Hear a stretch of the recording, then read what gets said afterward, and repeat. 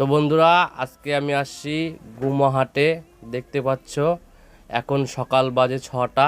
তো আমি এখন হাটে আসছি, এখনও সব পশু পাখি নিয়ে আসিনি। আর এদিকটা দেখতে পাচ্ছ, এদিকটা হচ্ছে যারা বাড়ি থেকে পশু পাখি নিয়ে আসে তারা ওই পাশে বসে, আর যারা এমনিতে এখানে সব সময় বসে তারা এখানে নিয়ে বসে। এই দেখো, এগুলো হচ্ছে খরগোশ। খরগোশগুলো কি সুন্দর সুন্দর খরগোশ দেখতে পাচ্ছ। আর এইদিকে আছে পায়রা। দেখো, অনেক রকমের পায়রা আছে, বিভিন্ন রকমের পায়রা আছে এখানে। যে কোনো ধরনের পশু পাখি তুমি এখানে পাবে, সব রকমের পাখি এখানে পাওয়া যায়।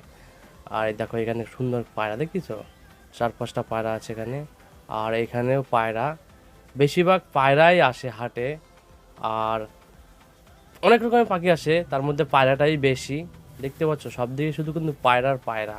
আর এখন সকাল 6টা 10 কি 5 এরকম বাজে।